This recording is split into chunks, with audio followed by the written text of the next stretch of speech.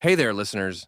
Welcome to the Danny and Megan Show, broadcasting straight from the City of Angels, Los Angeles, California. I'm your host, Danny Lowe, and if you're ready for a deep dive into the most fascinating topics out there, then you've come to the right place.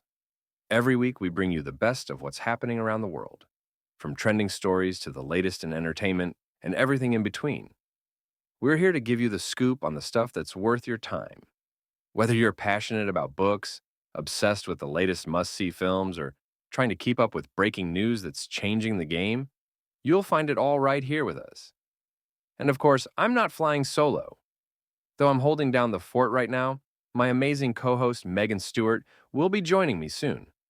Together, we make sure every episode is packed with insight, fun, and a little bit of that LA sunshine. Megan's got her finger on the pulse when it comes to books and cinema, and trust me, you won't want to miss her take on the latest trends. So, what can you expect from the Danny and Megan Show? Well, each week we explore something new and different. Some days we're talking about a hot new novel that's got everyone buzzing, diving deep into what makes it a must-read.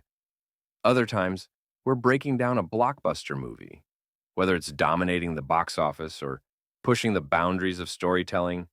And when the news cycle is moving fast, we'll be here to help you make sense of it all, giving you the insights and analysis you need to stay informed. But that's not all. We love keeping things fresh. So you'll also hear about unique stories and trends that might not always make the headlines, but are definitely worth your attention. We're talking about those hidden gems in the world of entertainment and culture that you might not have discovered yet, but absolutely need to know about. We'll also be sharing our top recommendations, whether it's a new series to binge watch, a page-turner you won't be able to put down, or a fascinating news story that's going to spark conversation. Megan and I have a passion for all things creative, and we want to make sure you never miss out on something great. So, no matter where you are, on your commute, working from home, or just relaxing, the Danny and Megan Show is here to bring you the latest and greatest in books, cinema, and global news. We want to be your go-to source for all things trending, the stuff that gets you talking, thinking, and excited about what's coming next. All right, that's enough from me for now. Let's get this show on the road. Sit back, relax, and get ready to explore what's happening around the world, one topic at a time. This is the Danny and Megan Show. And trust me, you won't want to miss a thing. All right, so close your eyes for a sec. Picture this. It's October, chilly out, leaves are blowing around, you've got a fire going, and you're lost in a book. But not just any book, one that really gets under your skin, you know? Oh, yeah. And that's exactly the vibe we're going for today as we take this deep dive into the work of Edward Layton. Definitely. Specifically, his latest collection, which I am dying to get into, Echoes from the Beyond. Ooh, good one. So we know Layton, he's practically a household name when it comes to horror. But what makes him so good? What Yeah. sets his stories apart from, like, all the others? Right. That's what we're here to figure out. Right. How he takes these supernatural chills, blends them with these really human fears, and sets it all against this backdrop of New England's, let's be honest, pretty messed up history. Yeah. Speaking of, did I mention Layton grew up in Salem, Massachusetts? Oh, you can't talk about Layton without talking about Salem. And that's not just some fun fact for his bio, it's woven into his work, you know? This idea that history isn't just in the past, that it lingers, that it can reach out and touch us in the present. That's classic Layton. Totally. It's like he takes those whispers of history, those kind of forgotten stories, and turns them into something, well, unsettling. And this source material I was reading, it mentioned his first novel, Whispers in the Dark, as the perfect example of how he just messes with your head. Oh, yeah. And not just with spooky noises either, though those are effective. This is psychological. Exactly. It's not just about scaring you, it's about getting you invested. Like, there's this scene in Whispers in the Dark where the main character, Sarah, she starts seeing these figures in mirrors. Right. Now, a less talented writer, they Yeah. just throw that in there for a cheap scare. Right. But not Layton. He connects it to her past trauma, this deep fear of her reflection from this childhood accident that left her scarred. He makes the supernatural a symbol of her own internal struggles, and that's what gets under your skin. That is such a good point. It's one thing to be afraid of, like a monster in the closet. It's a whole other thing when the monster is a reflection of your own fears. Exactly. Okay, but I do want to get to Echoes from the Beyond. Let's do it. So it's a collection of short stories, But, and this is key, it's not just ghosts. This is Leighton going all out. We're talking aliens, curses. It's like he took every spooky trope and said, hold my beer. And that's what I love. He knows what scares us, but he's always pushing those boundaries, playing with different kinds of fear. This source material used a great phrase, cosmic dread, to describe one of those flavors. And it's not just about aliens, it's about that feeling of being tiny, insignificant in the grand scheme of things. Okay, unpack that for us a bit. Yeah. What is cosmic dread and how does Leighton actually use it? All right, so imagine this. You're out in the desert, staring up at the stars.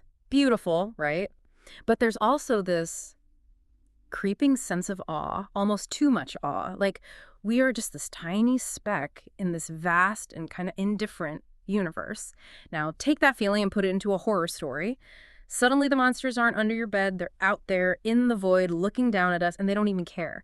And that's the kind of terror Leighton taps into with his alien stuff. It's like that feeling you get when you really look up at the night sky and you think, we are really small. It's beautiful and terrifying all at the same time. Right. And Leighton captures that feeling, and it makes those encounters with these beings that are so beyond us even more chilling, He's not just swapping out the monster under the bed for a UFO. It's deeper than that. It's like he's saying, what if the scariest thing out there isn't something trying to get us, but something that doesn't even know we're here? Yes.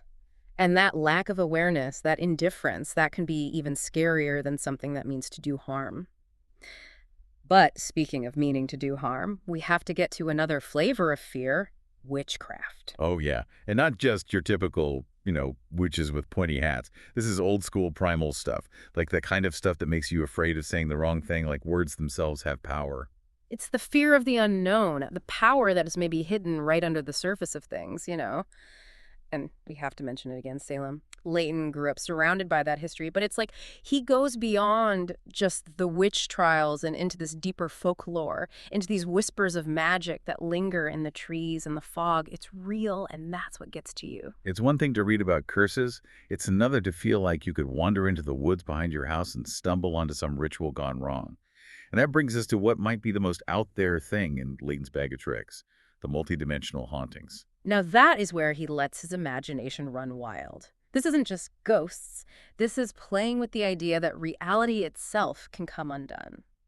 What if, and just think about this, what if the rules we take for granted, like the rules of physics, could just unravel? That's what he's doing with these stories. It's like taking that fear of the unknown, that cosmic dread we were just talking about, and bringing it home, into your house, your basement, the places you think are safe. Exactly. He makes those familiar places feel wrong, alien. I remember this one line from Echoes where this character says it's like walking through a mirror, but instead of seeing yourself, you see something else staring back, something that knows all your secrets. Okay, yeah, that one will stick with you. And that's the sign of someone who really knows how to write horror, planting those seeds of unease that just grow and grow in your mind. For sure. Okay, so we've got these aliens, these ancient curses, and now reality itself is breaking down. Is there a connection? What's the through line in all of this? Well, remember how we were talking about how good Leighton is at getting to the human part of the story? No matter how strange things get, he always brings it back to the characters, their flaws, what they're afraid of. He's showing us that even when faced with these huge cosmic horrors, it's still our humanity that makes us vulnerable. That's relatable, though, right? Yeah. I mean, we all have those fears that keep us up at night. And here's something else interesting. Leighton doesn't just write novels. He's got this amazing ability to scare the pants off you with short stories. And short horror is a whole other beast. It's all about making huge impact, but really quickly. It's all about that feeling of realizing something is really wrong and you're trapped. It's like being in a nightmare. And you can't wake up, you just keep falling deeper. I think what I love about his shorts is how he uses that shorter format to make it feel even more claustrophobic. Totally. Every word counts. You don't have time to explain everything or paint a picture. It's all about that tension, that suspense that just builds and builds. It's like a punch to the gut, but in a good way. It's like they say less is more. And with Leighton, less is definitely more terrifying. Okay, so this source material I have, it hints at his next project. Tales from New England, it's called. Ooh, interesting. And knowing him and how much he loves this region, what do you think he'll explore? I mean, New England is already kind of spooky, but what can he do with that? Well, he loves that mix of history and horror, right? So I bet we'll get more stories set in New England's past. This source material actually mentions how his stories tend to linger, Oh, yeah. Like you finish the book, but it stays with you. Maybe, and this is just me thinking out loud, maybe Tales from New England will focus on that feeling that there's not much separating the past from the present. Those forgotten places where, history's still alive. Okay, I like where you're going with this. Huh. I mean, think about it. New England and echoes of the past. That's prime horror material. Right. And think how good he is at blurring the lines between real and make-believe. We might even get stories about real events, the Salem witch trials, for example, or any of those weird disappearances people talk about. Okay, now I need this book like yesterday. But before we get too off track, I do have a question. Why do we like being scared? Why pick up a book that's going to keep us up all night? That's the big question, isn't it? I think deep down, it's about confronting the unknown. We like to think we have control, that everything makes sense, but there's a part of us that knows that's not always true. And horror, especially Leighton's brand of horror, it lets us explore that, but safely. It's like when you're watching a scary movie, right? You know it's not real, but there's still that part of you that gets freaked out. Exactly. It's like a safe dose of fear, a way to test our limits. And that can be kind of exciting. It reminds us that we can feel these things, that we can face our fears even if it's just in a story. And hey, maybe reading these stories makes us a little braver in real life. Yeah. Like we've faced some of those demons already. Maybe. Maybe. At the very least, it makes you appreciate the little things, like that cup of tea before bed.